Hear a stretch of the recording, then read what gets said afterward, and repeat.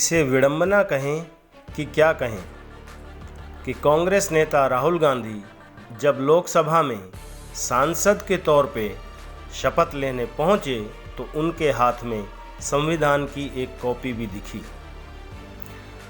इसी संविधान का सहारा लेकर 25 जून 1975 को इस देश में अचानक से इमरजेंसी लगा दी गई। लोकतंत्र के इतिहास में इस दिन को काला दिन माना जाता है। यही वो दिन था जब तत्कालीन राष्ट्रपति फखरुद्दीन अली अहमद ने संविधान के अनुच्छेद 352 के तहत इंदिरा गांधी की सरकार की सिफारिश पर आपातकाल की घोषणा की थी। देश में आपातकाल लग चुका है, इसका ऐलान खुद प्रधानमंत्री इंदिरा गांधी ने रेडियो पर किया। भाइयों और बहनों, राष्ट्रपति जी ने आपातकाल की घोषणा की है। इससे आतंकित होने का कोई कारण नहीं है। भारत के इतिहास में यह काफी विवादास्पद विषय रहा है। आपातकाल लागू करने के पीछे कई वजह बताई जाती हैं। इसमें से मुख्य कारण था राजनीतिक अस्थिरता। इस राजनीतिक अस्थिरता की शुरुआत उस वक्त हुई जब इलाहाबाद हाई कोर्ट ने 12 जून 1975 को इंदिरा गांधी को चुनावी धांधली का दोषी पाया और उन्हें 6 साल के लिए किसी भी चुने हुए पद पर आसीन होने से वंचित कर दिया। इस फैसले के बाद देश भर में विरोध प्रदर्शन और राजनीतिक तनाव बढ़ गया। इंदिरा गांधी और उनकी सरकार ने दावा किया कि देश में गहरी अशांति और आंतरिक अस्थिरता है, जिसके चलते राष्ट्रीय सुरक्षा को खतरा है। इसी कारण से उन्होंने आपातकाल की घोषणा की, जिससे वे बिना किसी विधायी और न्यायिक हस्तक्षेप के सरकार चला सके। आपातकाल का वो काला दौर था जब सरकार ने तमाम विपक्षी नेताओं को गिरफ्तार किया, प्रेस पर सेंसरशिप लगाई और नागरिक स्वतंत्रताओं को सीमित किया। आरएसएस समेत 24 संगठनों पर बैन लगा दिया गया।